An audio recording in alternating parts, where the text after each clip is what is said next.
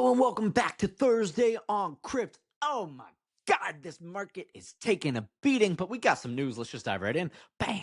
Now, I got a lot of traction on my Bitcoin has a dick butt problem episode, and that was rooted in this heated battle around Bitcoin Core versus Bitcoin Not. These are both different operating software regarding running a Bitcoin node. Now, in Bitcoin Core, this is regarding to Taproot and ordinals and BRC20s, the tokens, and all of this other stuff that is not related to monetary transactions. Now, on the flip side, there's Knots, which allows you to self-regulate your node to throttle really what passes through there, what kind of information you're handling.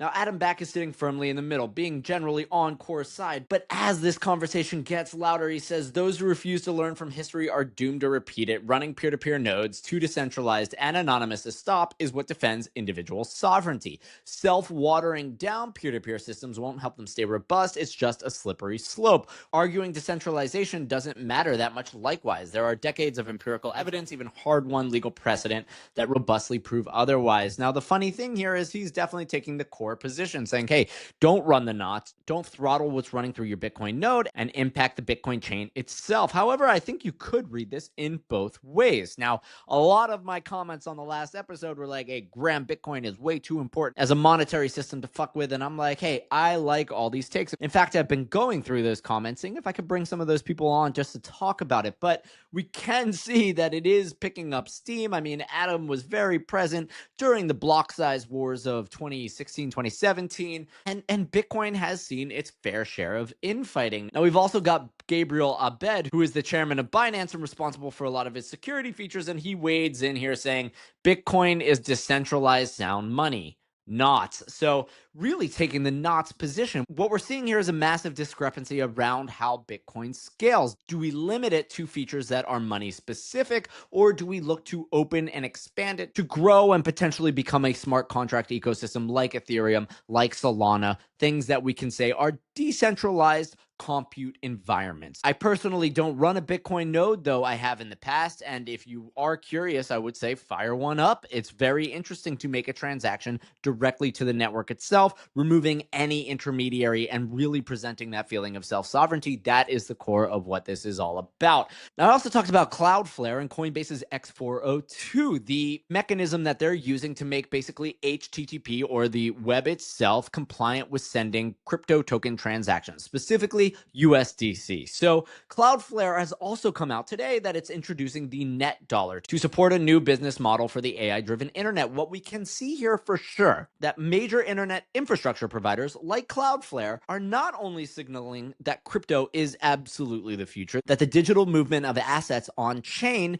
is a far superior format to banking, traditional finance, and everything that's at this point over 100 years old, built for the pre-computer era, and exchanges tons and tons of paper documents because that's just the way it was built. And don't let Venmo or PayPal confuse you. They operate like that on the back end. They just slap some flashy web stuff in front of it. Now, they introduced this concept of the net dollar. They also talk about contributing to open standards such as the Agents Payment Protocol and X402. So they are not just committing to Coinbase here, but the idea that they're laying out in bold is making payments easy anywhere in the world. Blockchain, fantastic at that. Enabling instant automated transactions. Settling transactions with instant finality or within the same block unlocks a paradigm shift of the kinds of transactions that you can make. We can start looking at instantaneous loans, or atomicity as we refer to it, atomic loans, things where you can take large pools of capital, utilize them just for a single block, execute and redeem some sort of profitable strategy. Unlocking new business model for the internet. I mean, I kind of described that, but of course, crypto means that people that are buying and selling over the web have a more seamless digital interface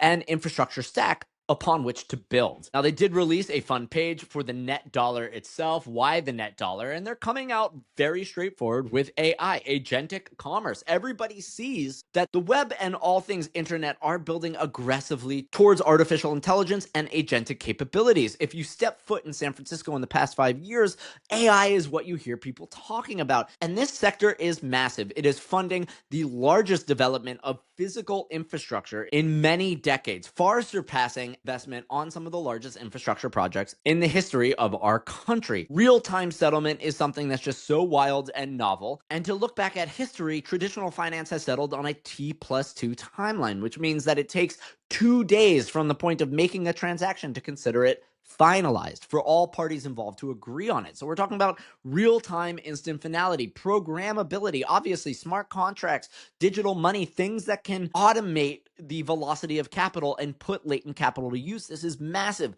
global and interoperable. I mean, you could call it global, but realistically, once we get off the earth, this infrastructure stack will extend. This is galactic money and one-to-one USD backed. I mean, can you believe that during the entire Biden admin, they tried so hard to shut down crypto in the face of an inflating US dollar when this one-to-one USD backed unlocks global, if not galactic asset to the confidence of the dollar itself. I've called it the way to support the hegemony of the USD, and it is so massive and so powerful that we are lucky that we have a new administration who embraces this, because at the same time, the inflation and the debt continue to skyrocket and nothing will stop that train, as Lynn Alden says. Now, last but not least, the US Senate panel to hold crypto tax policy hearing on October 1st. And to me, this is extremely important. Our tax is a hot mess. Now, not only did I recently report on new rules coming into play in 2026 where you have to track every asset and every single wallet, and it's like, guys, come on, we can do this autonomously. But I mean, we are living in a wild world if converting Bitcoin to wrapped Bitcoin on the Ethereum network is a taxable event. Our tax system is simply not built on the concept of these digital, highly fungible assets.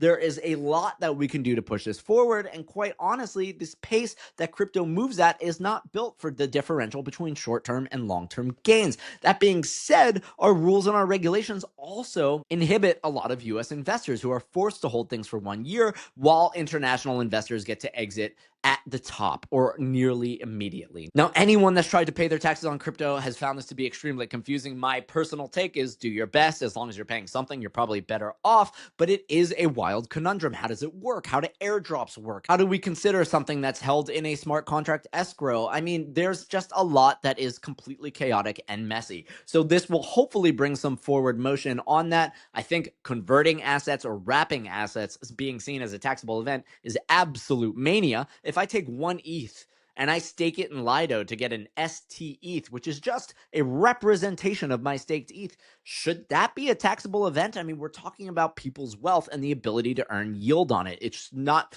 you're not changing the underlying asset, you're merely adjusting its wrapper. So there's a lot to unpack here, and hopefully this will move us forward. That being said, while I'm no fan of the Trump administration, the SEC under Chairman Atkins and the CFTC hopping in on this has unleashed a wave of positive innovation that is allowing builders and developers to move forward and create a robust industry with good consumer protections. The Biden administration did nothing for that. It resisted the free money of airdrops. It was anti-consumer protectionist, and it failed its mandates through and through. So regardless of what happens with the administration and the grifting of Trump coin, et cetera, it is very good to see this positive motion happening on behalf of the regulators for consumer protection, for rules that can actually be utilized to build and develop this technology, as well as invest in it and further open the opportunity of crypto to the people of the United States. That being said,